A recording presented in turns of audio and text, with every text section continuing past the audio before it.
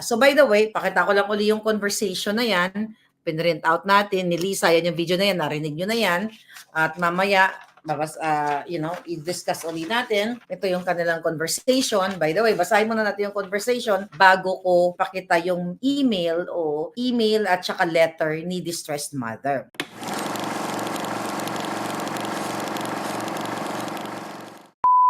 Another ebidensya na ipapakita ko sa inyo na dapat hindi ninyo makakalimutan kung paano nagsabwatan ang inyong mga punong bayan supposedly. Pero ito ay punong kidnapan. Ang pinag-uusapan natin dito ay extraction pa rin o pang dudukot sa mga minor de edad. Yung iba sa inyo na master na po itong topic tungkol sa extraction na kung saan balikan natin na mayroong mga minor de edad na pinadukot or nakipag-sabuatan si Liza Marcos, si Marcos Jr., ang presidente niyong Kuting, si Teddy Boy Locsin na ambassador to the United Kingdom right now, ang kanyang asawa, ang kanyang staff na si Mila na kung saan ay nabanggit ni Liza, ang DFA, ang DOJ at marami pang iba.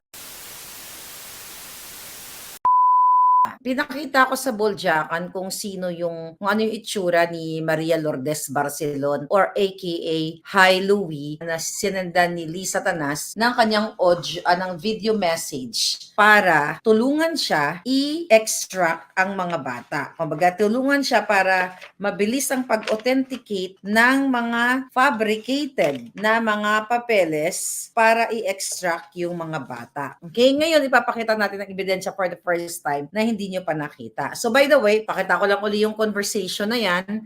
Pinrint out natin ni Lisa, yan yung video na yan, narinig nyo na yan. At mamaya, i-discuss uli natin. Ito yung kanilang conversation. By the way, basahin muna natin yung conversation bago ko pakita yung email at saka letter ni distressed mother. So again, this is February 23 of 2022 nang message ni Lisa Tanas, ang asawa ni Teddy Boy Locsin Jr. na noon ay dating DFA Secretary nung panahon pa ni Pangulong Duterte. Okay? Diba? Yan yung message niya, Louie, my love. Di ba?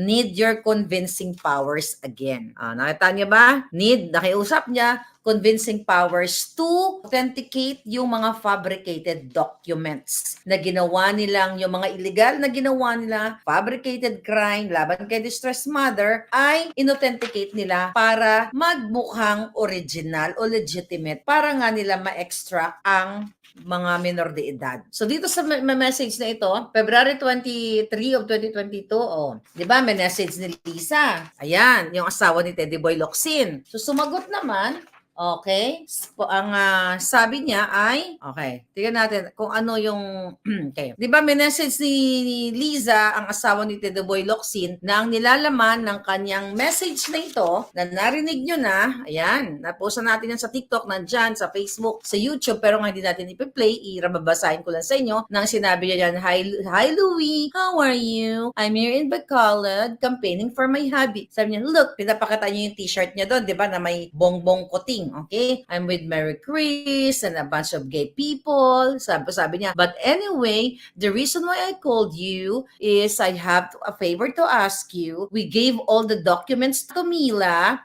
Okay, stop muna ako doon. We give na all the documents to Mila. So, ayan ang message ng asawa ni Teddy Boy. Spoke to Mila. Told her to get it released today.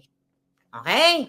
So talagang nagswak yung mga conversation, audio, ano pa ang sabi ni Lisa. But syempre, iba pag tumawag ko, di ba? Nagbiga-biga ang alpotera. At sabi niya dito, a good friend of ours, Francis Chua, basically, he has a problem in Istanbul, in Turkey. So he went to court. Sabi niya, the judge issued an order in his favor. Ito yung sinasabi natin na nagpadala ng summon ang RTC, okay, ang RTC Parañaque, which is ang judge doon ay Siguray, na para sumagot sana si distressed mother dito sa pinipetisyon ni Francis Chua na custody sa kanyang sa kanilang mga anak. Okay? So yun natatandaan niyo. So patuloy natin yung sinabi ni Liza Tanas. Okay? Basically, it's a problem in Istanbul, Turkey. So he went to court. The judge issued an order na in his favor. So now we're just having everything authenticated so that he can be served in embassy in Istanbul, right? So Mila has all the documents. I won't bore you with the details, but if you call Mila just to give a little push, sabi ng Alpot, everything is above board, don't worry. So, ang ibig niya sabihin, ginawa nilang legitimate. Kumbaga, okay na yung mga papeles, yung mga illegal na ginawa nilang legitimate para maisakatuparan nga ang pagdukot o pag-extract sa mga bata. Sabi niya, everything is above board. Sabi niya, don't worry, I'm very good at that. Yeah, that's it. So I hope to see you soon. Then, narinig nyo na rin yung pakikiusap ni Bianca Zubel, yung kanyang social secretary, di ba? Tungkol dito sa extraction na ito. Pero mamaya natin ipi-play. Ang gusto ko lang munang ipakita sa inyo, based on sa audio ni Liza, ay nagtugma yung kanilang mga mensahe dito sa pinapakita natin. Okay? Nung sinabi ng asawa ni Teddy Boy Locsin, spoke to Mila, told her to get it released today. Sabi niya, I so love you, Louie dear. Can I get you anything from here? Inasal, perhaps, Piyaya will be here until Friday. So just holler Kay. Sabi niya, so love you, thank you. Okay, tapos sabi ni Louie, I hate to tell you there is a snag.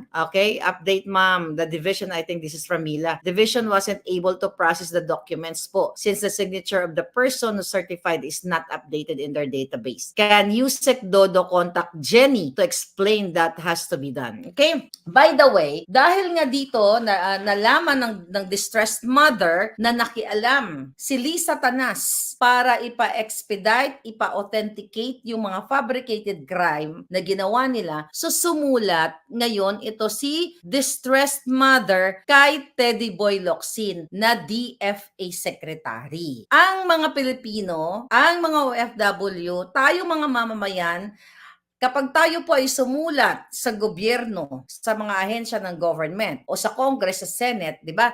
Meron 15 days para sumagot sila dahil nasa batas yun na kailangan nila tayong sagutin. Ito muna ang ipapakita nating letter ni distressed mother. Intindihin niyo muli. So si Liza ay humingi ng tulong o nakipagsabwatan sa asawa ni Teddy Boy Locsin Jr. pero ngayon tahimik sa kidnapping issue niya. So humingi ng nakipagsabwatan pati sa kay Mila yung staff nila. Ngayon dahil nalaman ni distressed mother yan at gusto nga silang ipa-extract at gusto silang kidnapin, sumulat ngayon si distressed mother. Ito po yung sulat niya kay Teddy Boy Locsin. Ayan mga kababayan. Yan first time nyo ma-release yan. Para mapakita natin yung ebidensya sa inyo. That was April 22. Sabi niya, Dear Secretary Locsin, please allow me to briefly introduce myself. I am the distressed mother, Filipina, a single parent, and currently residing in Istanbul, Turkey, with my 4 minor children. All of us are issued residence permit documents by the Republic of Turkey. I am writing you to report the undue interference of the department on a purely domestic dispute pending litigation. So si distressed mother nagsusumbong sa DFA. I am the respondent, sabi niya, in a petition for guardianship filed by former common law partner Francis Lloyd Chua over 3 common minor children. Sabi dito ni distressed mother, I am aware the authentication of document is one of the functions of the department through its Office of Consular Affairs. But I would like to inform you that Mr. Chua was able to cut in the long queue and had the authentication of certain documents expedited upon the instance of a certain Mila. Okay, Mila, andito yung pangalan niya.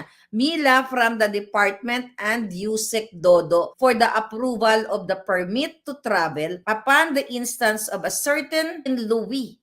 Ayan, a certain Louie, yun yung asawa ni Teddy Boy Locsin Jr. Yun yung sinusulatan ni distressed mother. Sabi niya, whose involvement was in turn sought by attorney Liza Marcos. I have proofs on this. Yun yung pinakita natin. Eto yun, mga kababayan. So ito yung proof na sinasabi niya, yung video. Pero, mga kababayan, never ever sumagot si Teddy Boy Locsin Jr. sa sulat ni distressed mother na nangingi ng tulong sinusumbong niya na ang certain Mila na tao din niya at itong si Lisa ay tinutulungan o kumbaga, hindi dumaan sa tamang proseso, nakipagsabuatan kay Lisa. Kaya sumusulat si distressed mother para tulungan siya. Diyan sa letter na yan, kung mapapansin ninyo, sa ilalim niya, no, may nakalagay na attachment. Ito yung attachment na yan, mga kababayan. Yung attachment na yan ay ipinapakita ni distressed mother, yan yung affidavit of child custody. Yan yung affidavit of child custody na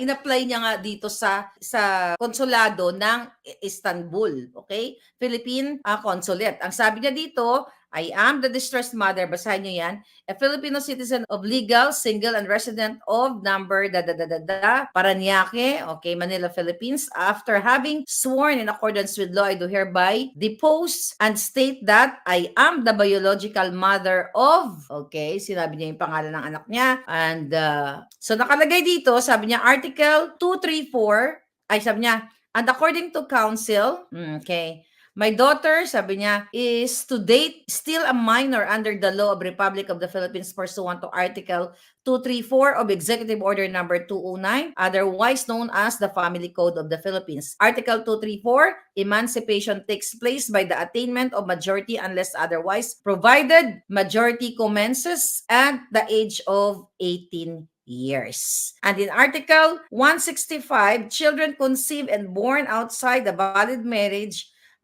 are illegitimate. And because the daughter is an illegitimate child, I was further advised by counsel that I, her father's admission of paternity, notwithstanding, enjoys sole and exclusive parental authority and custody over her according to law and jurisprudence. Okay? So anyway, ayan yung mga palaga, yung sulat. So anong ginawa ni Teddy Boy Locsin Jr. na kinasabwat ni Lisa at yung asawa niya na wala namang mandato, asawa lang siya ni Teddy Boy Locsin Jr. Itong si Hai Louie. So again, tinulungan si Francis Lloyd T. Chua kasi nga kasabwat ni Lisa according to my source at nai-report na rin naman sa United Nations at sa Commission on Human Rights International, etong si Liza at saka si Francis Chua, iba pa, ay magkasabwat sa kanilang mga illegal businesses. Okay? Mga illegal negosyo nila. So, dahil hindi pinansin ni Teddy Boy Locsin, dinedman niya, humihingi ng tulong ang isang Pilipino dahil yun ay mandato ni Teddy Boy, trabaho niya na paglingkuran ang mga Pilipino na nasasadlak sa panggigipit ni Lisa sa labas ng bansa. Dahil hindi pinansin, talagang porsigido, mga kababayan, itong si distressed mother. Kaya itong sa susunod kung ipapakita sa inyo, ito yung DHL, yung pagpadala niya ng sulat, yung email niya, di ba yung binasa natin kanina, pinadala niya through DHL. Ayan po yung resibo. O kung mapapansin niyo, anong date yan? May, di ba? April, yung email niya, April. Padala siya ng DHL, ayan ang pagpapakita na na-receive po yung mail niya. Not email, but yung mail through DHL. Ito din ang another resibo na yan. Ayan, papakita natin, waybill doc number, sender, Department of Foreign Affairs. Pinapakita dito sa dokumentong ito, mga kababayan, kaya nga kung ito ay pagtuunan lang ng pansin ng Senado at Kongreso ng matitino, ay makikita talaga nila na si distressed mother ay sinubukan niyang humingi ng tulong sa DFA kay Teddy Boy Locsin Jr. Pero dahil magkakasabwat sila, email wala. Teddy Boy Locsin, ang tayog ng pinag-aralan mo pero ginamit mo lang sa pagkipagsabwatan kay Lisa para mangdukot ng mga minor de edad. Ipinapakita ko yan sa inyo dahil yung distressed mother, tapos yung email niya yung una is April to eh. Itong April na to, nasa Pilipinas ako, April 2022, nakikipagsayahan ako sa mga mambubudol na akala ko para sa bayan sila. Pero lingid pala sa ating kaalaman, si Lisa ay abalang-abala sa pag-aayos ng mga pag-fix ng mga dokumento para mangdukot ng mga minor de edad. High crime po ito. Ginamit nilang term extraction. Illegal. Nag-fabricate ng mga kaso sa kay distressed mother para magkaroon ng legalidad ang kanilang pag-extract sa mga bata. Kaya kinasuhan ng large-scale illegal recruitment at estafa. Etong si Distressed Mother, and later on nga, itong taong ito ay nag-withdraw itong mga nag-complain sa kanya. Pero yung kasong yun, mga fabricated crime na ginawa ni Lisa, ni Chua, ni Teddy Boy, ni Mila, ni Louie, ng ISAF, nakasabwat, ng DOJ, ng RTC, lahat ng mga sumabwat dito, yun po ang dahilan kung bakit naging successful si Lisa, si Chua, at lahat ng mga jutang ginina na dukutin ang mga bata, 2 bata na nandyan ngayon sa Makati. So dito sa vlog na ito, pinapakita ko sa inyo kung gaano nagkipagsabwatan si Teddy Boy Locsin. Sabi ko nga mga jutang ginimis nito, ang tatanda na.